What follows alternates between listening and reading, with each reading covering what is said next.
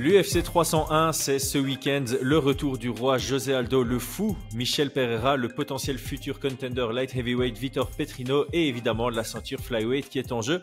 Ça peut annoncer du fun malgré que les gens voient ça comme un pay-per-view décevant sur papier.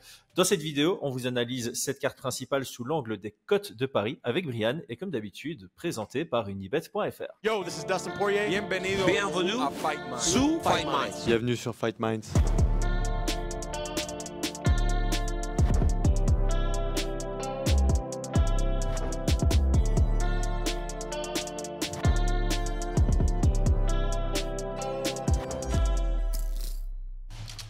Paris sur le MMA avec Unibet.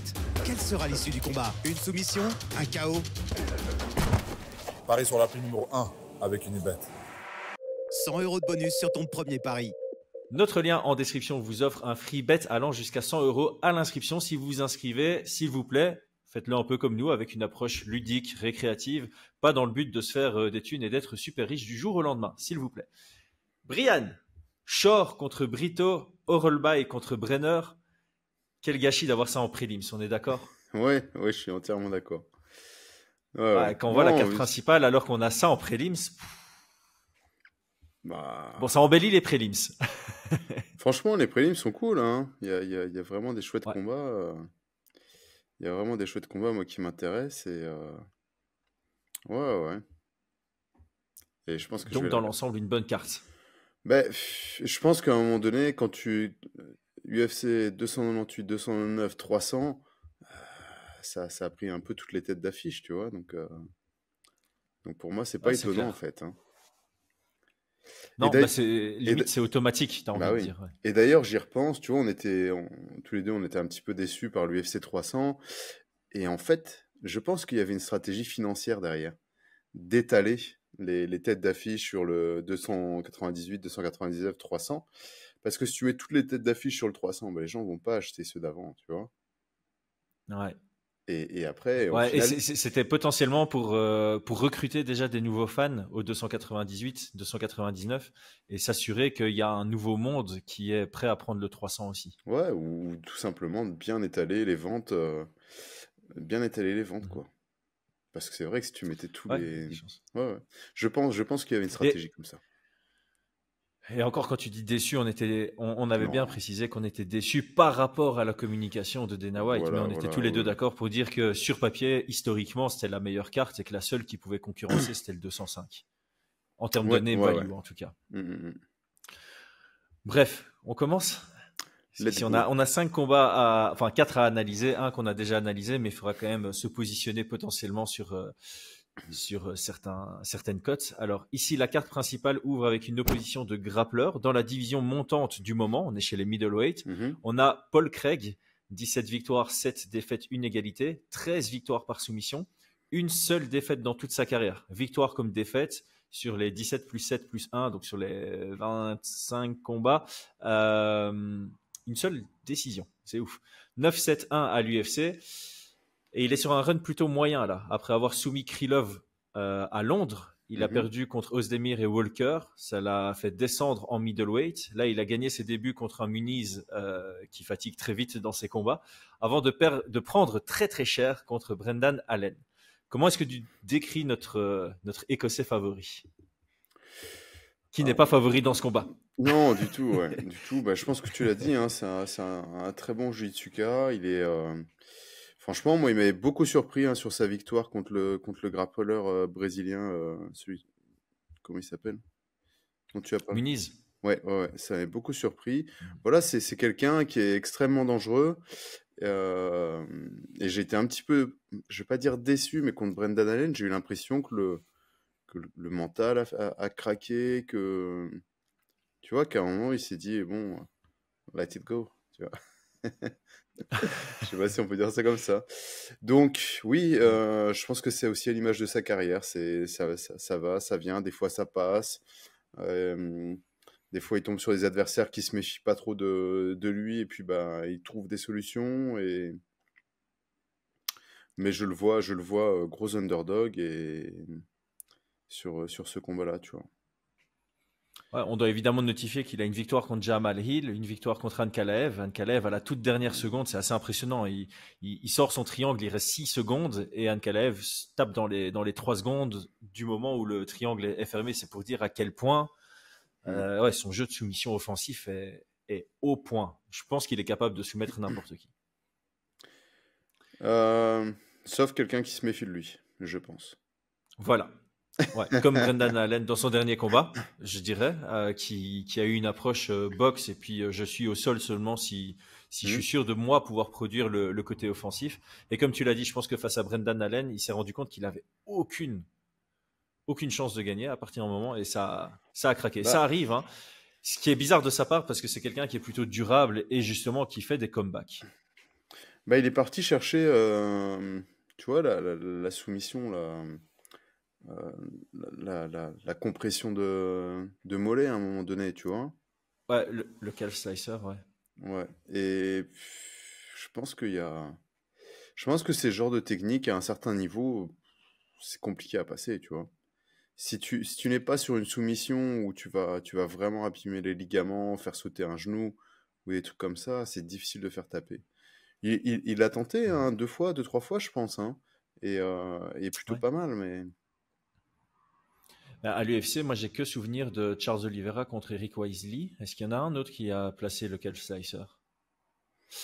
le Gallois, Comment il s'appelle? Brett Jones? Brett Jones Brett qui est Jones, passé ouais. à... Brett Jones contre Joe Soto, après 30 Mm. secondes, magnifique, hein, en défense de single leg, allez voir d'ailleurs. Et il y a TJ Dillashaw qui l'avait tenté contre John Lineker, si je dis pas de bêtises. Oui, mais ça dépend dans quel Mais angle tu voilà. es, tu vois. Ouais. Ça dépend dans quel angle tu es. Là, il était dans le dos, donc il a été pour chercher un bodylock dans le dos, je crois, un truc comme ça. Tu as très très peu Ouais. de possibilités. Quand tu es face au pied et que tu peux tirer, tu peux pousser sur ton pied et donc tu as vraiment le genou qui saute, Mhm. entre guillemets, qui est mis sous une pression folle, tu vois. Tu peux vraiment avoir l'axe. Quand Ouais. c'est avec ton corps, avec le pied sur ton ventre, c'est beaucoup plus complexe. Euh, ouais. Et pour le présenter, je pense qu'on a fait le tour, hein, pour revenir à Paul Craig. Très très bon jiu-jitsuka. Il peut soumettre effectivement n'importe qui ne se méfie pas de lui. Forcément, il a un striking décent, tu vois, mais c'est pas son grand fort. Mais Mhm. voilà, il peut quand même avoir du répondant, Et capable d'encaisser. capable d'encaisser. Ouais. Vraiment. Et d'encaisser, de rester dangereux. Parce que même Sonnet, avec contre Krylov, il est bien touché. Et son Mm. instinct, un peu comme Frank Mir, tu vois, même touché, son instinct va aller développer un jeu offensif en soumission Mm. qui est archi dangereux, quoi. Du côté de son adversaire, le Brésilien Caio Borraio, j'espère que je prononce bien. Désolé si c'est pas le cas. On le décrit souvent comme le mélange entre Machida debout et Maia au sol, et c'est une ceinture noire sous Demian Maia, donc évidemment il y a un style correspondant, on va dire. Il a Mhm. 15-1 en carrière professionnelle, invaincu à l'UFC, 5 victoires, 0 défaites. Il est passé 2 fois par le Dana White Contender Series avant d'être signé. Sur ses 5 victoires à l'UFC, il y en a 4 par décision. Là, il sort de sa victoire contre Abus Magomedov. Est-ce que tu t'alignes sur la description que j'ai faite? Genre Machida debout, style très karaté, très low volume, assez dangereux en contre, et Mm. au sol, style Demian Maia, c'est-à-dire simple et efficace. Ouais. Ouais, je pense que ça le décrit bien. Je pense il est très puissant, tu vois aussi, hein. Tu Ouais. sens qu'il y a de la puissance. Non, très bonne Du coup, description. Du ouais, coup, c'est pas euh, besoin d'en faire plus, je trouve, hein. C'est très facile. Merci Machida, euh, merci Demian Maia d'avoir existé pour nous faire gagner du temps sur ce podcast. du coup, ce que j'en pense que c'est de la même manière que Brendan Allen ne va pas travailler dans la garde de, euh, de Paul Craig, ça enlève quand même beaucoup de chemin de victoire pour Paul Craig. Hmm. Je pense que debout, il sera meilleur. Je pense qu'il sera capable de pouvoir bosser, évoluer au-dessus si ça va, et contrôler les tentatives de soumission. Parce que c'est un petit peu Mhm. comment dire ça?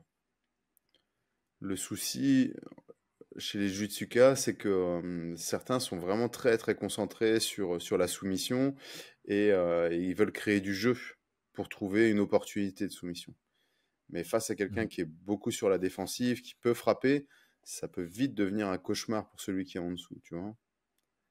Ouais. Et ouais. Donc moi, je t'avoue que je vois très très peu de chemin pour la victoire pour Paul Craig. Bah, ça se reflète dans les codes de Paris. Hein. On a Caio qui a 1,14, l'Écossais il a 4,95, 4,95. On est quasi sur un 85,15. Je comprends que Caio soit large favori. Je m'aligne à toi. Il y a très peu de chemin vers la victoire pour Paul Craig. Néanmoins, c'est un dog or pass. Moi, je mets pas sur Caio à 1,14 dans ce combat. Il y a pas de valeur là-dessus. Bah non, moi je regarde pas de ce côté-là. Hein. Ah non. Ouais. Donc Écoute, moi moi, voilà. Vas-y. Moi, sur ce combat-là, je pense que Caio Borralho va l'emporter. De quelle manière? Parce qu'on est toujours sur du 3 rounds, tu vois. Moi, dans les codes qui m'intéressent, c'est plutôt en termes de rounds. Et comme il y a quand même ce petit risque de soumission de Paul Craig, moi, j'avais mis que ça durait moins de 2 rounds et demi. Et elle a combien? Moins de 2 rounds et demi? Parce que ça m'intéresse parce que moi, je suis sur l'autre côté du spectre. 1,7. Ah ouais, c'est intéressant. Parce qu'en fait, moi, je me suis dit, ce qui peut m'intéresser, c'est la décision ici. Parce que elle est à 2,4. La décision, elle est à 2,4. Et je comprends. Paul Craig n'a qu'une seule décision dans toute sa carrière. Donc tu te dis, Ouais. OK. Mais je me dis, justement, elle est à 2,4 parce que statistiquement, Paul Craig ne va pas à la décision. Et j'ai l'impression que c'est le genre de combat où ça pourrait aller. Parce que si ça reste debout, je pense que ça peut durer les 15 minutes. Et si ça va au sol, c'est probablement que Caio a amené au sol ou que Paul Craig a tiré la garde. Et je peux voir un Caio être assez patient et ne pas se faire soumettre sans soumettre Paul Craig. Donc je pense que la décision est vraiment possible. Et quand je vois 2,4, je suis très tenté par cette cote. Ouais, Mais je comprends aussi le moins de 2,5 l'argument. à 1,7, c'est pas mal aussi. Ouais. Moi, je t'avoue que j'y ai pensé au début, hein, je m'étais dit, et puis après, c'est vrai qu'effectivement, quand j'ai vu qu'il était jamais allé à la décision, je suis, aïe, aïe, aïe. Et je me suis rappelé après, tu vois, le fait que, ouais, Brendan Allen, c'était pas juste de la technique, c'était pas Brendan Allen qui a fait son taf et l'autre qui essaye, qui est encore dedans. Il était légèrement de profil, tu voyais dans les yeux que c'était bon, je laisse tomber, tu vois. Et donc, je pourrais plutôt, moi, voir un TKO, tu vois. Si ça passe le deuxième, je me demande si on se dirigerait pas vers un finish, tu vois. Il y a des chances. Caio Borralho a une victoire par TKO en étant au-dessus, je pense, au Dana White Contender Series, il me semble. Donc, il est capable de finir. Hein. Il n'est pas considéré comme un finisher, mais clairement, il est capable de finaliser. Ouais, et puis je le pense puissant, donc je verrais bien cette tournure de combat. Donc voilà, ça c'est un petit peu sur quoi je suis parti. Parce qu'effectivement, c'est pas, ou alors ça serait sur du, je sais pas combien est la cote pour le finish. De Caio? Ouais. Elle est à 1,80, tout type de finish. Attends. 1,80 ou soumission, 1,80. 1,80, ouais. Ouais. Je sais pas. Ouais. Je préfère mon 2,4 pour un combat qui va à la décision, peu importe le vainqueur. Je l'aime bien. Je crois que je vais me positionner dessus. Moi, je vais réfléchir entre les deux. Ce sera peut-être soit l'un, soit l'autre. Mais le 2,5, c'est juste que, voilà, je peux aussi voir. Ça me frustrerait de ne pas parier non plus sur Paul Craig, tu vois. C'est vraiment le genre de type, faut pas parier sur ce type-là. Enfin, tu vois ce que je veux dire. Faut pas être... moi, Paul Craig, il m'a fait gagner. C'est un de mes meilleurs paris ever. Hein. J'avais fait un boost sur le combat ne va pas à la décision contre Krylov. Plus il gagne à la soumission, plus il gagne par soumission dans le premier round. Il m'a sorti ça, j'avais, je sais pas, 5 unités dessus. En combinaison, 5 unités. Les 3 sont passés. Donc, mon triple boost, ça m'avait fait plaisir. Cette soirée UFC Londres, elle avait été bonne. C'est la meilleure, je pense, de mon histoire. Ok, écoute, ça nous fait une bonne transition. Comme on se positionne très souvent plutôt demain. Enfin non, là la vidéo elle va sortir. On est jeudi soir. D'habitude on enregistre le jeudi matin, donc elle va sortir demain midi. Restez sur Twitter puisque on valide nos paris, on va dire sur Twitter et Instagram. Donc suivez Fight Minds sur Twitter, Fight Minds Off sur Instagram. Abonnez-vous ici et commentez sur les combats sur lesquels vous vous positionnez tout simplement. On va passer au deuxième combat de la soirée. Michel Pereira, ancien welterweight, contre Ihor Potieria, ancien light heavyweight. Ils se rencontrent en middleweight. On a Ihor qui a 21-5 en professionnel, 2 victoires, 3 défaites à l'UFC. Moi, il m'a pas encore convaincu qu'il était calibre UFC, tout simplement. Ces 2 victoires, c'est contre Shogun Rua, très, très vieillissant, et Prichek, en ayant raté la pesée, qui plus est. Je peux peut-être vanter sa vitesse, surtout quand il était en light heavyweight, mais ouais, j'ai même du mal à le décrire comme combattant. Pour moi, c'est le bas de gamme UFC, sans vouloir manquer de respect, évidemment. Respect à tous les combattants d'ordre général, mais là, voilà, je ne suis pas encore convaincu qu'il restera longtemps à l'UFC. Non, je pense pas. Gaucher, on peut le décrire comme ça, gaucher. Ouais, bah, il devait pas être très grand pour la catégorie des light heavyweight, hein. Attends. Non, c'est bien qu'il descende parce qu'il n'avait pas le gabarit du tout. Ouais. Du tout, il mesure quoi? 1m90 quand même. Ah oui. Allonge de 1m91. 27 ans en fait. Ah ouais, il est encore jeune. Ouais, peut-être avec une progression, mais j'ai pas l'impression que ce soit. Plus petit que ça. Hein. Contre Carlos Ulberg, il paraissait beaucoup plus petit. Hein. Ouais, après, Carlos, il est super gros. Enfin, il est large pour la division, mais. Non, mais en termes de taille, un 93, Ulberg. Ouais. Ouais, difficile à décrire. Hein. C'est une sorte de combattant un petit peu complet. Pour moi, c'est juste le prototype identique au dernier adversaire de Michel Pereira. Donc pour moi, ils se sont dit, ok, on va faire gagner Michel. On va lui mettre un mec similaire à sa dernière victoire, tu vois. À ses 2 dernières victoires, écoute, entre guillemets. C'est un match-up favorable pour Michel Pereira. Là, je trouve qu'il a trouvé sa maison chez les middleweight. C'est au Brésil, donc je pense qu'il voulait le vendre. C'est un quick turnover pour lui aussi. Mais voilà, Michel Pereira, par contre, lui, c'est le fun assuré. Le mec qui saute partout dans la cage, il est athlétique au point où on a envie de dire que c'est inhumain d'être athlétique comme ça. 30 victoires, 11 défaites en professionnel, 8 victoires, 2 défaites à l'UFC. Là, il est sur 7 victoires consécutives. On peut dire qu'il prend sa carrière très au sérieux après avoir perdu contre Diego Sanchez. Il commence à produire des beaux combats. Ah ouais, moi, tu vois, j'avais un peu lâché l'affaire, je le trouvais un peu trop foufou, tu vois. Et c'est vrai que sur ces 2 derniers combats, j'étais plutôt satisfait. Et beaucoup plus posé, beaucoup plus concentré, pas à chercher à faire des trucs trop fun non plus, tu vois. Ouais. Donc c'est pour ça. Il trouve le bon mix. C'est un peu comme Johnny Walker, tu vois. Sauf que Johnny Walker, lui, il est parti à l'opposé de son style, et puis ça lui a infligé quelques défaites. Puis il a retrouvé un peu le juste milieu où c'était plus intéressant, mais on voit quand même qu'il y a une certaine limite. Chez Michel Pereira, on a tendance à se dire, tu vois, à l'époque, contre Nico Price, on était encore en train de se dire, ok, il est un peu trop dans le fun, il va jeter des combats par la fenêtre. Ponzini Bio, c'était pas encore convaincant, je trouve. C'est une décision partagée. On voit qu'il a du mal quand il est mis sous pression face à un bon striker. Et puis là, effectivement, ces 2 dernières sorties sont plutôt positives. Et donc, c'est un nom qu'on va quand même suivre, hein, je dirais. Bah écoute, moi il m'a reconvaincu. Alors bon, bah là sur le combat, je pense que l'UFC veut vraiment le mettre sur les rails, tu vois. Relancer un peu la hype autour de lui, qui s'était un peu éteinte, je pense, dès que le monde entier a vu qu'il avait du mal à tenir un round, ou dès que ça devenait compétitif, c'est un peu plus compliqué. Mais je le vois bien partir dans une bonne direction, tu vois. Donc oui, moi je vais commencer à le suivre, clairement. Ouais, bah là, clairement, s'il gagne ses 8 victoires d'affilée, par définition, c'est intéressant. Ouais. Et là, lui aussi, hein, il est bien favori. C'est le plus gros favori des gros favoris, parce que sur cette carte, on a vraiment 3 combats où c'est déconné les cotes. Ici, il a 1,13, il y a 5,10 pour Ihor. Là, on est vraiment sur le 85-15. Autant juste avant, on se rapprochait. Là, c'est 85-15. Moi, ça me semble logique, hein, d'un point de vue style, d'un point de vue ce que je vois, d'un point de vue où ils en sont dans leur carrière. Mais je reste loin quand même.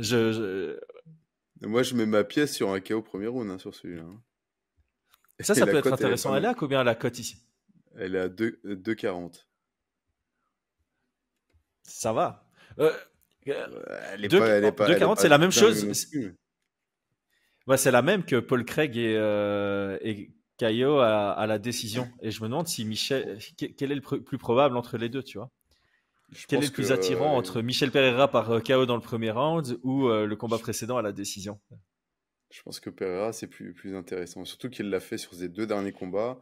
Et je trouve que Potieria est assez similaire à son dernier adversaire, enfin, ou 2 derniers adversaires. Des gars qui sont là et qui n'ont pas non plus d'autres outils que d'être relativement complets et qui vont tenter un petit peu le tout pour le tout debout et qui vont se faire connecter, tu vois. Et donc là, on va avoir de la garde ouverte à nouveau. Tu pourrais me convaincre. Ouais, tu pourrais me convaincre sur ça aussi. Et d'ailleurs, ces 2 derniers adversaires, donc il y a eu un gaucher, le dernier était gaucher, il s'est fait connecter et puis après taper dessus. Et l'avant-dernier était droitier, mais avant de se faire connecter, il passe en gaucher. Et là, bap, bras arrière, pile dans le museau. Et ça a suivi le TKO, tu vois. Donc, je vois vraiment ce scénario très, très hautement probable. Donc voilà, moi je vois un finish. Quand tu vois un scénario hautement probable à 2,40, je pense que ça peut valoir la peine. Et effectivement, ces deux dernières victoires, c'est 1 minute 1 et 1 minute 6. Ouais, parce que moi j'étais en train de me dire, ça remonte à il y a longtemps, mais depuis ce qu'il a fait contre Tristan Connelly, je peux pas avoir confiance en ce genre de profil. Bon, là il se reprend en main, donc je commence à me laisser convaincre. Mais j'ai l'impression que dans ce combat, il y a beaucoup de scénarios possibles. Mais c'est vrai que le scénario le plus probable, c'est un Ior qui est conscient qu'il est underdog, qu'il doit prendre des risques. En général, quand tu sais que tu es underdog et que tu dois prendre des risques, tu préfères le faire au premier round que plus tard dans le combat. Et Michel, il est quand même super opportuniste, super athlétique, explosif dans le premier round. Son anglais s'est drastiquement amélioré. Donc ouais, tu viens de dire quelque chose qui résonne en moi. Je voulais rester loin, mais j'ai quand même réfléchir à ce que tu viens de dire. Ça pourrait m'intéresser. Et pour moi, je pense qu'il est sorti du truc où je fais le spectacle et des trucs en arrière et machin. Non. Et je pense que là, quand il bosse, il se déplace, il est vif. D'ailleurs, j'ai remarqué sur un des combats où ils ont mis un arbitre qui a tendance un peu à marcher, et ben, il se faisait vite coincer parce que ça bougeait trop vite. Il faut vraiment avoir un arbitre qui est capable de suivre le chemin parcouru, tu vois. Et c'est un petit détail, mais c'est important, ouais. Ah ouais. C'était assez étonnant. C'était assez étonnant. D'habitude, tu vois, les bons arbitres, tu les vois pas, tu vois. Tu les vois. T'as remarqué ça? Des bons arbitres, c'est Jason Herzog. Regarde, en fait, c'est très simple. Moi, je trouve que le meilleur arbitre, c'est Jason Herzog. Et tu te souviens de aucun combat qu'il a arbitré parce que tu le vois pas. Là, c'est vrai. C'est un argument qui se tient. Mais ça fait partie ça fait vraiment partie des trucs où ils sont toujours bien placés, jamais trop loin de l'action, mais ouais, c'est comme si... Tant mieux, hein. Et à l'inverse, parce que Jack Slack insiste beaucoup là-dessus, il y a Chris Tognoni, je pense, qui bouscule souvent des athlètes en plein combat. Genre, il se déplace pas assez vite et il se fait connaître. Enfin, tu vois, c'est un chauffe. Il a les cheveux chauffes. Et Jack Slack, il est sur son dos, tu vois. Chaque fois qu'il fait une bêtise, Jack Slack va partager ça sur Twitter. C'est méga drôle. Et effectivement, le mec, enfin, quand tu suis Jack Slack, tu te dis, ok, le gars, chaque week-end, presque, il y a une collision avec un combattant, alors que c'est pas une collision, genre, je dois arrêter le combat, c'est juste une collision, il s'est déplacé, j'avais pas anticipé son déplacement, et boum, je me prends l'athlète, tu vois. Je le connais pas, mais c'est peut-être lui, hein. Faudrait que je vérifie si c'était pas lui. Non, peut-être pas quand même. On verra. Je vais regarder qui arbitrait le match que j'ai vu. Ah, ça se trouve, c'est lui. Ah bah, dans ce cas-là, tu mets ça sur Twitter, tu tags Jack Slack et voilà, t'auras peut-être il a dû le repérer, c'est lui. Je pense qu'il l'a déjà partagé. Ouais. Il y a des chances. Ok, bon, on a fait le tour de celui-là. Passons au suivant.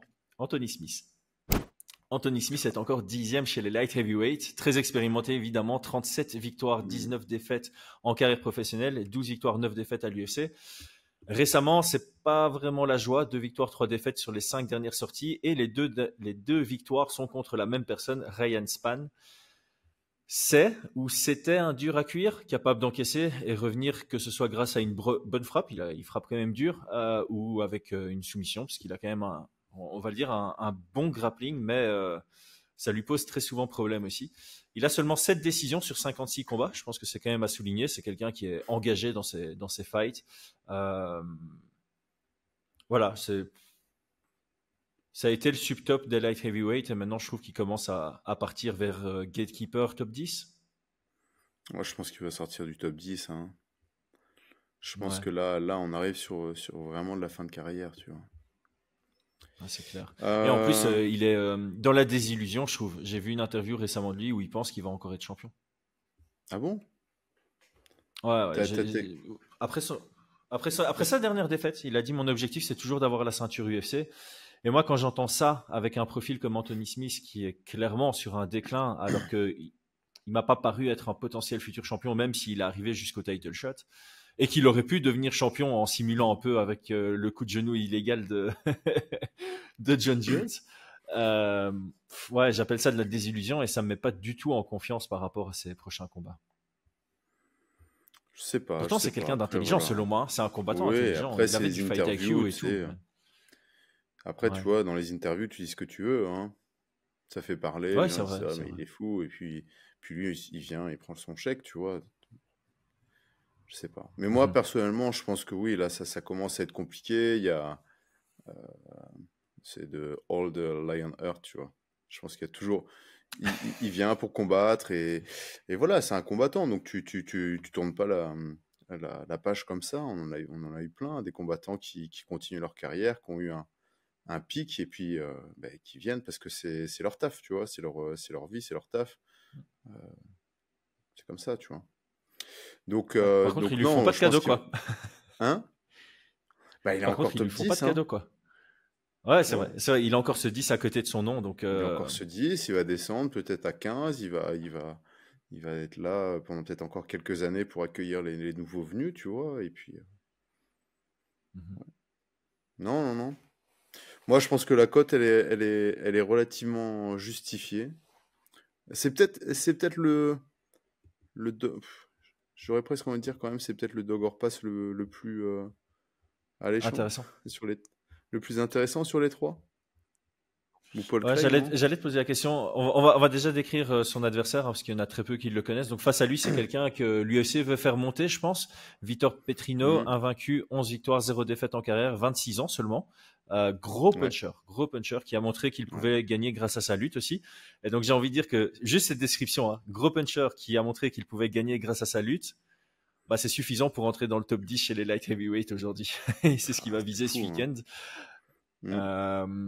Ben justement, pourquoi est-ce que tu considères que c'est peut-être le dog or pass le plus intéressant ici? Smith à 4, donc Smith est à 4,75, Petrino il a 1,15, donc c'est le moins serré des trois dog or pass, mais là on est autour du 80-20. Ouais, ouais, ouais. C'est quoi? C'est Pourquoi? l'expérience, la différence d'expérience qui te donne envie de dire ça? C'est le fait que Smith, c'est un step-up. Ce serait quand même, malgré tout ce qu'on vient de dire, ce serait la plus belle victoire de Petrino à l'UFC ou dans sa carrière de manière générale. Non, je pense que ça serait plutôt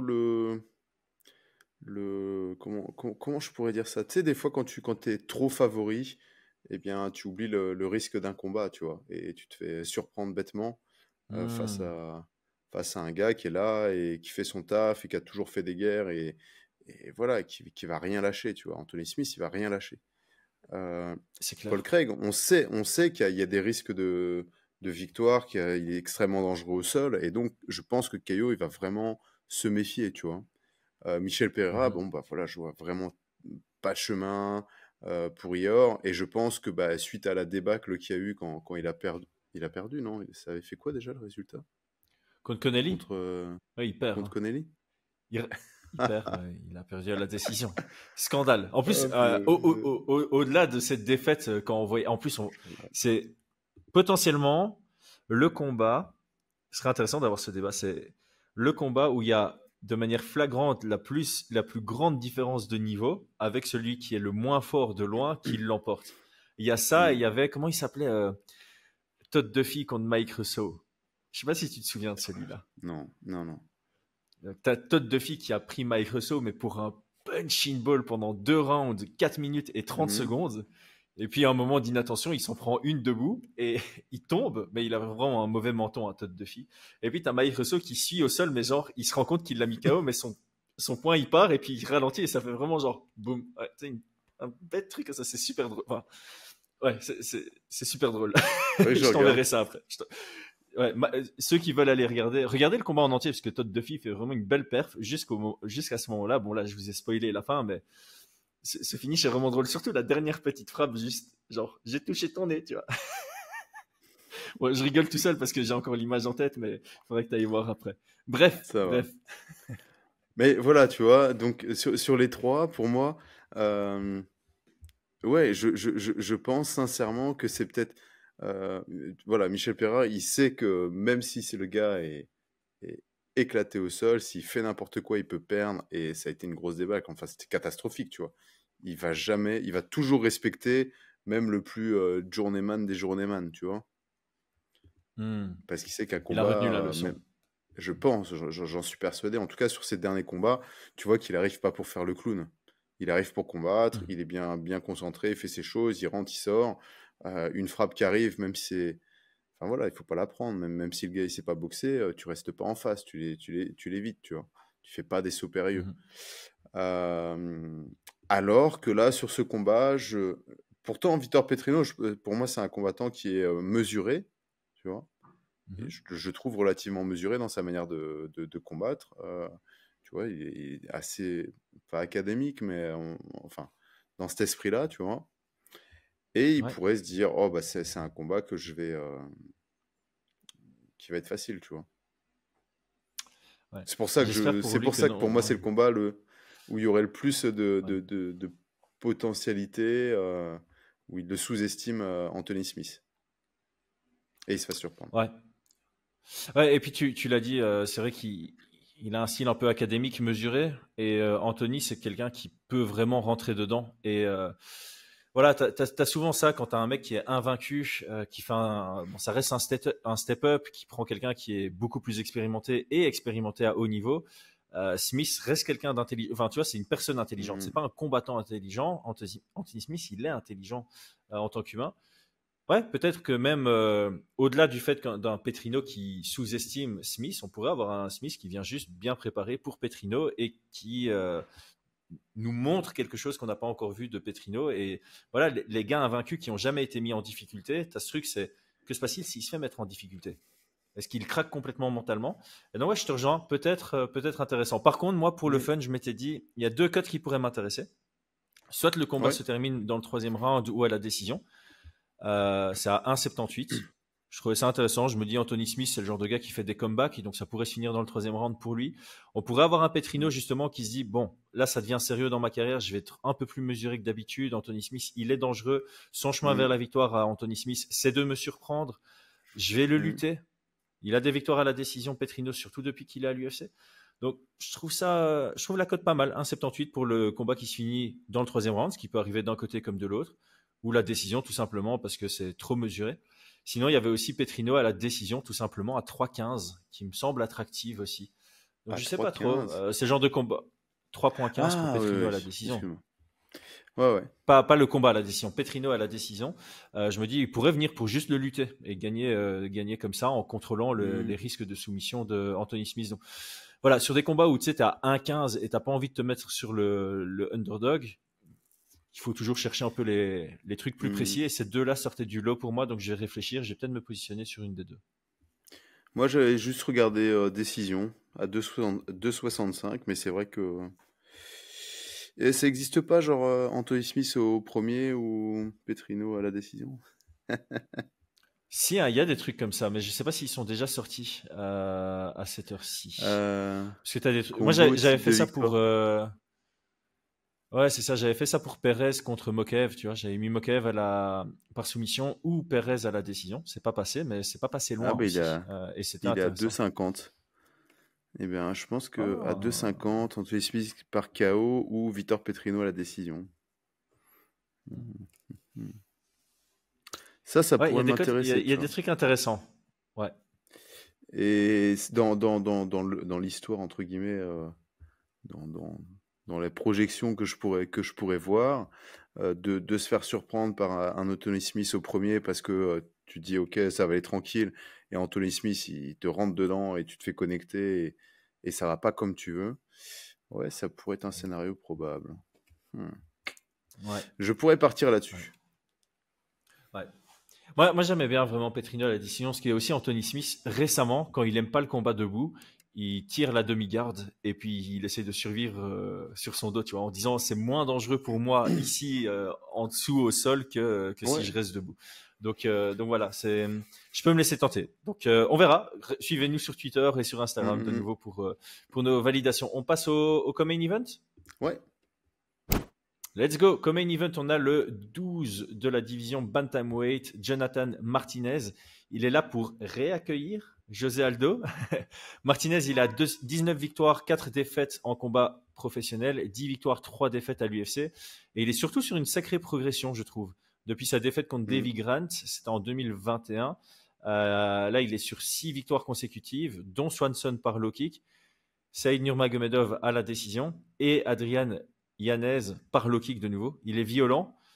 Personne ne parle de lui, mais il faut vraiment garder un œil dessus. Je pense qu'il passe vraiment sous les radars, un peu comme Chris Gutiérrez à un certain moment. Bon, maintenant, Chris Gutiérrez, il a montré qu'il passait pas le top 10 pour l'instant, mais Jonathan Martinez a un profil intéressant, je trouve. Ouais, je suis assez d'accord là-dessus. Ah, c'était un ancien flyweight, Jonathan Martinez. Oh waouh, sérieux?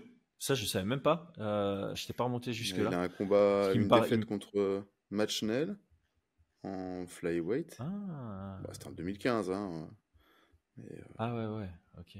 Ah oui, avant l'UFC, quoi. Avant l'UFC. Ouais, avant l'UFC. Oui, un profil intéressant. Bon, je t'avoue que moi je trouve ça un peu dommage que José Aldo se retrouve sur un combat aussi compétitif, tu vois. Ouais, clairement, j'aurais préféré le voir pour un combat un super fight, Dominique un Cruz. combat de gala, tu vois. Oui, bah ouais, clairement. Je crois que c'était prévu, hein. Je pense que Aldo a dit dans une interview que de base c'était ça l'idée, et ça m'aurait vraiment plu. Ouais. Ouais, bah écoute, moi je t'avoue que ouais. C'est un peu dommage en plus parce que on aurait un José Aldo qui envoie encore ses kicks, tu vois, ça aurait été intriguant. C'est ça. Bon, c'est garde ouverte, hein. Il est gaucher, Jonathan Martinez, mais c'est low kick en garde ouverte. Waouh. J'ai revu là contre Adrian Yanez. Et puis José Aldo, il a fait quoi là, depuis 2-3 ans, il fait de l'anglaise, tu vois, donc il va se faire détruire ses jambes. C'est ça. C'est devenu un boxeur. Après, José Aldo, ça reste un des meilleurs checkers de low kick. On l'avait vu à l'œuvre contre Pedro Munoz, c'était plutôt impressionnant. Ouais, c'est vrai. Il faut pas enterrer l'animal tout de suite. Hein. Mais c'est ça, tu vois, parce que, bon, José Aldo, on va en parler, hein, 31 victoires, 8 défaites, l'un des GOAT de la division des featherweight, ancien champion WEC, ancien champion dominant à l'UFC. Et quand tu regardes son palmarès, à l'exception de sa défaite à la décision partagée contre Moraes, il n'a perdu que contre des grands noms. Genre des grands noms. Et encore, j'irais jusqu'à dire que Moraes, il a frôlé la définition des grands noms parce que il était à 2 doigts de gagner contre Cerudo. Il aurait été champion et peut-être que son mental n'aurait pas complètement craqué après parce que c'est le genre de gars qui est vraiment monté comme une flèche et puis il a eu un déclin. On en parle souvent, de temps en temps, c'est mieux d'avoir une carrière comme Jack Hermanson que comme Moraes, justement, qui a un succès éphémère et puis on le met aux oubliettes. Bref, les défaites de José Aldo, c'est McGregor, Holloway, Volkanovski, Petr Yan, Dvalishvili. C'est tout. C'est clair. C'est un truc de fou. Donc, en gros, si tu mises sur Martinez, pour moi, il n'y a que 2 significations. Soit tu le considères comme un futur grand nom de la division, soit tu considères que Aldo vient prendre son chèque. Maintenant, Aldo, sur ses 4 dernières sorties, il est à 3 victoires, 1 défaite. Marlon Vera, Pedro Munoz, Rob Font, c'est pas des petites victoires, je trouve. Et puis il perd contre Dvalishvili en altitude en se faisant contrôler à la cage et il n'a pas laissé passer beaucoup de takedowns. J'ai pas les chiffres devant moi, mais je crois pas qu'il se fasse mettre au sol tant de fois que ça. Et il est resté actif en boxe anglaise depuis. Donc, ça reflète les cotes. Hein. Les bookmakers, ils ont hésité à enterrer Aldo. Il est quand même à 2,20. Donc, on est proche du 60-40. Il y a encore un peu de respect qui a mis sur Aldo. Moi, si on me dit que Aldo, il est de retour à 100%, je serais tenté par sa cote. Mais je sais pas si j'ai envie de me positionner sur cette hypothèse, tu vois. Je t'avoue que moi, là, sur ce combat-là, j'ai pas envie de me positionner sur un vainqueur. J'ai plutôt envie de me positionner sur une décision, tu vois, que ça aille jusqu'au bout. Il prend 0 takedown contre Merab Dvalishvili. Hein. Ouais. Ah non, bah, c'est pas un des GOAT pour rien. Hein. Mais pour moi, le seul chemin un peu de victoire où je vois Jonathan Martinez, c'est qu'il puisse tabasser cette jambe avant José Aldo et que ça devienne compliqué au fur et à mesure, tu vois. Ouais. Parce que je pense qu'il a arrêté de kicker. Il n'y avait pas eu une blessure assez. Mais il y avait vraiment une théorie. Je me souviens que José Aldo, il était connu évidemment pour ses low kicks. Mais je pense que c'est ça. Parce qu'il était super connu pour ses low kicks. Hein. On se rappelle évidemment de son incroyable performance contre Iria Faber, où il a détruit sa jambe. Mais c'est vrai qu'il a envoyé de moins en moins de kicks progressivement dans sa carrière jusqu'à quasi plus du tout les utiliser. Et maintenant, et même la lutte, hein, à un moment, il utilisait sa lutte offensive, puis quasi plus du tout. Et donc maintenant, c'est vraiment quelqu'un qui a une lutte défensive exceptionnelle, élite de chez élite. Son sol était incroyable, mais il l'utilise quasi plus parce qu'on le met pas au sol et il met pas au sol. Et il se concentre quasi majoritairement sur son anglaise maintenant. Donc, ouais, c'est dommage parce que ce combat low kick contre low kick en garde ouverte, ça m'aurait vraiment bien plu. Mais là, je pense qu'il n'y a que Martinez qui va en envoyer. En tout cas, Martinez va en envoyer beaucoup plus. Ouais, c'est sûr. Et je pense qu'une partie de la stratégie face à un boxeur, ça va être ça, tu vois. Kicker et puis en garde ouverte, il y a la possibilité d'aller chercher les calf kicks, tu vois. Lui, il va peut-être chercher l'intérieur, mais tu peux vraiment, vraiment faire très, très mal en allant chercher le mollet en intérieur. Laisse tomber, mais attends, le troisième low kick que Martinez fait sur Yanez dans son dernier combat, Yanez, il boite déjà, et je suis allé voir les stats, 80% des frappes de Martinez sont des low kicks contre Yanez. Genre, il est tombé amoureux, depuis son combat contre Morales, il commence vraiment à augmenter le nombre de low kicks. Ça lui a permis de gagner le combat après celui contre Morales contre Cub Swanson, et là... Je pense que c'est contre Cub Swanson, c'est aussi genre plus de 50% de low kick. Le combat d'après, c'est contre Saïd Nurmagomedov, c'est aussi genre 47% de low kick. Et contre Yanez, c'est 80% de low kick. Limite, ça devient une machine à low kick. Il fait plus que ça, tu vois. Et il s'en fout de faire des tibias contre tibias. C'est dur de combattre contre un gars comme ça. Parce que tu restes à distance de kick, il va te kicker la jambe. Tu rentres en boxe anglaise, ton poids est sur ta jambe avant, il va te la sécher en dessous de toi. C'est pour ça que c'était un très mauvais combat pour Yanez sur papier. Ouais, c'est un enfer. Et pour José Aldo, je me dis, si José Aldo vient pour boxer, ce sera la même chose. Parce que Martinez, il est en mode garde haute. Peut-être José Aldo par un petit crochet au foie, là, comme il avait fait à Jeremy Stephens. Ça peut passer contre Martinez. Mais je pourrais pas miser sur un coup d'éclat. C'est pas facile, hein. Ah ouais, mince. Ouais, c'est plus accessible, c'est plus proche, mais c'est pas facile. Hein. T'as moins de... C'est pas facile, surtout pour le droitier, ouais. Surtout pour le droitier. T'aurais le gaucher avec son large crochet arrière à la basse Hutton, ça passe, tu vois. Mais... Non, parce que la surface, c'est plus proche, mais la surface est un peu plus... L'axe est un peu moins intéressant, quoi. Ouais. Mais non, par contre, je pense que s'il avance, qu'il est capable de monter sa jambe pour pouvoir soit checker, soit punir au moment où il va pour kicker, peut-être, mais... Ouais, mais... Yanez aussi, il levait sa jambe et Martinez s'en bat les steaks, tu vois. Il détruit ta cheville, alors c'est le même tarif, tu vois. Tout ce qu'il peut faire, c'est les talons-fesses, il les fait très bien d'ailleurs. Ouais, mais c'est pour ça. Timing, parce qu'en fait, le truc, c'est si tu fais un talon-fesse anticipativement, au moment, s'il n'envoie pas son kick, Martinez, il attend que tu redéposes la jambe et boum. Parce que Yanez, en fait, il a tout fait. Tous les types de low kick qui passent, il les a fait. Et donc, tu te dis, OK, ça semble être sans solution pour ne pas les encaisser, si ce n'est désengager et le frustrer à. Ouais, et tellement il va rater de low kick, il va arrêter de les envoyer et puis tu commences à travailler après, quoi. Mais,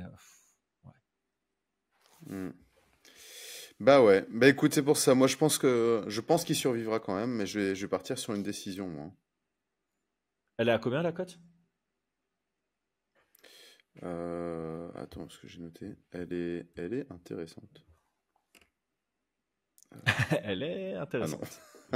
Je vais aller regarder en même temps. Le premier aura gagné. Elle est à 1,44. Donc n'importe qui a la décision, c'est ça? 1,44. 1,44. Non, je pense que je vais pas me positionner sur ce C'est pas si intéressant que ça. Je pense que je vais pas me moi non plus. Parce que, encore une fois, c'est le genre de combat où de base, tu dois faire une hypothèse. Quel José Aldo est-ce qu'on va avoir? Et c'est seulement si tu réponds à cette hypothèse qui est déjà du coup une probabilité, tu dois encore rentrer dans une deuxième probabilité. Donc moi non plus, c'est le genre de combat où j'aime pas trop me positionner. Voilà, si quelqu'un a une information ou si quelqu'un a envie d'écouter son cœur en disant non, mais José Aldo, il va jamais prendre un combat pour un chèque, il est trop fort, il n'est pas encore en déclin, et c'est vrai qu'on n'a aucun indicateur comme quoi il serait en déclin. Voilà, on peut se positionner dessus, mais moi, je reste loin de celle-ci, surtout que voilà, je pense faire quelques petits trucs fun sur d'autres combats, donc j'ai pas cette envie de me dire, allez, j'ai rien mis, alors je me mets sur celui-ci. Allez, main event, petit rappel avant d'en parler, notre lien en description, c'est un free bet qui va jusqu'à 100 € à l'inscription sur unibet.fr. Donc, main event, on l'a déjà analysé sur la chaîne. Il suffit d'aller regarder pour avoir l'analyse dans le détail sur le plan technique, stratégique, etc., etc. On est à 1,46 pour le champion Pantoja. On est à 2,53 pour Erceg. C'est donc un 65-35. Est-ce qu'on se positionne, Brian? Ouais, moi, je vais dire sur quoi je me suis positionné là-dessus. Moi, j'ai trouvé J'aime bien entendre une cote. Pantoja, Steve Erceg à 2,20. Pantoja gagne par soumission ou Steve Erceg gagne par KO. KO technique. Ouh. À 2,20. Intéressant. Et voilà. Moi, je pense que je vais partir là-dessus. Ok. Moi, je pouvais me laisser tenter sur le combat qui va à la décision, qui est à 2,1. Donc, c'est à l'opposé de toi, parce que toi, tu vois un finish d'un côté ou de l'autre par une méthode ou une autre. Parce qu'en fait, le truc, c'est que Pantoja, je le vois plutôt finir par étranglement, s'il finalise. Mais on a eu dans nos commentaires YouTube quelqu'un qui disait que Erceg était ceinture noire très, très avancée. Et toi, tu nous as fait une belle analyse de sa lutte défensive aussi. Donc, je me dis, c'est pas impossible que Erceg puisse tenir le coup dans le département du striking. Et on a vu un Pantoja qui est quand même très, très durable. Donc, ouais, peut-être. Moi, je me laisserais peut-être tenter par la décision. Peut-être. Mais alors, moi, l'argument que j'ai qui fait que j'ai pas trop envie d'aller sur la décision, c'est que j'ai peur que Steve Erceg commence à vraiment ralentir dans le 4 et le 5, tu vois. Ouais. Et dans ce cas-là, mais alors il se mettrait en mode survie. Ça va pas passer, quoi. Ouais, t'as raison. Ouais, l'argument tient la route. C'est d'ailleurs ça qui me fait hésiter. Ce qui me fait hésiter, c'est vraiment le fait que ce soit sur 5 et qu'on n'a jamais vu Erceg sur 5, surtout pas dans un combat avec beaucoup d'engagement, ce que Pantoja va imposer. Maintenant, est-ce qu'il sera capable? Ouais, c'est ça. Est-ce qu'en survie, ce sera suffisant pour ne pas taper? Parce que pour rappel, hein, moi mon pronostic c'était Pantoja par étranglement arrière. Donc je suis un peu mitigé entre mon prono et cette cote à 2,1. Mais là, comme tu me dis, la cote d'un finish par soumission pour Pantoja ou d'un TKO pour Erceg qui vaut plus, qui a une meilleure valeur que mon 2,1 pour une décision, tu me mets sur une piste de réflexion. En tout cas, moi je pense partir là-dessus parce que c'est le combat que j'ai envie de voir. Mais oui, une décision c'est possible, hein. On a quand même un Steve, Pantoja qui a, je sais pas s'il a déjà soumis dans le 4 ou le 5, dans le 4e ou 5e round. Non, parce que je pense que son premier 5 rounds c'était pour la ceinture et c'était une décision. Puis sa défense c'est une décision contre Royval. Donc mais contre des gars qui, enfin voilà, ouais, je sais pas. C'est vrai que la décision est pas déconnante parce que je pense que il fatigue quand même fort aussi, hein. 4-5, peut-être qu'il aura pas le jus pour pouvoir finaliser, tu vois. Ouais, c'est ça. On se pose la question sur Erceg, mais il n'y a pas de question sur Pantoja. Pantoja, il est très performant dans la fatigue, mais il est aussi très fatigué. Donc voilà, je t'avoue que après notre analyse, je m'étais dit, ok, je vais garder un œil sur cette cote du combat qui va à la décision et j'espérais qu'elle soit au-dessus de 2,5. Je me suis dit, si elle a 2,5, c'est déconné, je fonce dessus. Vu que Erceg, il a très peu de décisions dans sa carrière, je me suis dit que c'était probable que ça aille chercher ça. Surtout que quand tu as champion contre numéro 10, tu pars du principe qu'il y a un genre de déséquilibre.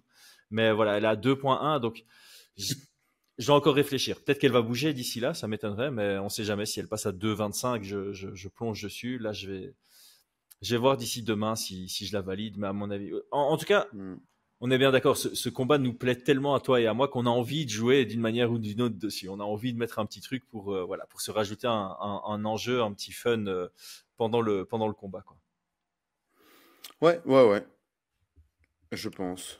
Après, c'est comme d'hab. Des fois, t'es pas concentré sur le combat parce que tu espères que ta cote, elle va passer, tu vois. Donc, en tout cas, moi, si je me positionne dessus, je mettrais celle que je t'ai dit, là, tu vois. Mais voilà, sans stress et pression si elle passe ou elle passe pas, tu vois. Ah ouais, donc plutôt une fraction d'unité, quoi. Ouais, voilà, je vais peut-être mettre une demi-unité, tu vois, pour le kiff, voilà. Ouais, pour le kiff, pour l'avoir fait. De toute façon, là, on est dans un nouveau mois, donc on a tous repris 10 unités. Là, on peut se permettre de. D'ailleurs, il faut que je refasse les comptes de où on en est. Je crois que j'ai pas fait les comptes parce que récemment, j'ai perdu pas mal de plumes alors que j'étais plutôt bien là sur le début d'année. Comme quoi, hein, Ouais. sur un bon événement, tu peux vraiment. D'ailleurs, toi, tu as fait un super bel événement, donc je crois que tu t'es bien refait parce que c'était pas terrible le début d'année. Et moi, à l'inverse, j'avais bien commencé là sur le fait que Zhang n'ait pas obtenu sa soumission contre Yann. Ça me fait perdre des plumes. Mais voilà, c'est comme ça. C'est comme ça, comme Brian, tu l'as dit. ouais, mais donc justement, hein, c'est un petite piqûre de rappel de jouer vraiment de manière récréative parce que voilà, du coup on en rigole et pas autre chose. Brian, merci beaucoup pour la Ouais, et préparation, c'était d'ailleurs, un fun échange. Ouais, vas-y. parce qu'il y en a qui me demandent des fois en privé, non, on ne parie pas d'argent, on parie du faux, quoi. Comment t'appelles ça? Des unités. Donc, Ouais. Alors, pour l'anecdote, parce que c'est un peu drôle. Tu sais, hein, je suis fan de snooker, donc là pour l'instant il y a des championnats du monde de snooker, et j'étais là, ah mince, j'ai pas Eurosport, je peux pas regarder. Et merci Unibet.tv, parce que Unibet.tv me permet de voir le snooker. Et donc, tu sais, j'étais en train de regarder, et en fait, je devais me connecter à mon compte belge Unibet, et puis je voyais que j'avais encore de l'argent dessus, je me souvenais pas que j'en avais encore, et donc hier, j'ai mis un peu de mise sur du snooker et c'est bien passé. Je suis meilleur en snooker qu'en MMA pour les paris. et Donc d'ailleurs, bah, voilà. sur Unibet, on peut regarder des combats, hein. Mais il me semble que ouais, c'est assez Je, particulier. je Mais crois, là, je crois que toute la carte est en live, hein, sur Unibet. waouh. Alors, Ouais, il c'est faut que je me annoncé. renseigne. Je vais leur demander. En tout cas, le snooker, ça passe crème. Franchement, très bon stream. J'ai pu prendre mon pied hier, avant-hier, pour regarder les quarts de finale. Et d'ailleurs, enfin, je sais que les gens s'en foutent, mais c'est assez impressionnant parce qu'il y a le numéro 1 mondial qui a perdu contre le 44e mondial. Et le lendemain, il y a le 2 mondial qui a perdu, genre contre le 21 ou 22e mondial. Donc il y a des grosses surprises en snooker. Donc je me dis, je pourrais me positionner sur RSEG là. Ou bien surtout les underdogs de Mm. la carte. Juste pour suivre le mouvement du snooker. Non. En fait, c'est quand c'est écrit Unibet TV juste à côté du combat que de temps en temps, il y a des combats où c'est écrit Unibet TV et tu peux les suivre, hein, sur Unibet. Mais pas l'UFC Ouais, 300. ouais, l'UFC, ça me semble. UFC pay-per-view, ça me semble bleurer très Ouais, bizarre non. que ça soit. Par contre, tu vois, Unibet, ils sont associés. Ils sont partenaires du PFL, ils sont partenaires du Ouais. Bellator, ils sont partenaires de l'Ares. Eh, mais tiens, il y a l'Ares qui est en cours, en fait, là. Ah ouais, Ah. il y a l'Ares maintenant, là. On est en train de rater l'Ares, mec. Mais on ne sait pas regarder. Il n'y a pas la petite télé à côté. Mm, mm, mm. Il y a le live, mais voilà. Bon, on a un peu digressé sur la fin, mais voilà qui clôture notre podcast. On espère que ça vous a plu. Abonnez-vous si c'est le cas. Abonnez-vous si c'était pas le cas. Il y a d'autres podcasts qui vous plairont, pardon. Brian, merci beaucoup. À très vite. Belle soirée à toi et bon vendredi à toi. Ciao, ciao. Ça va, ciao tout le monde.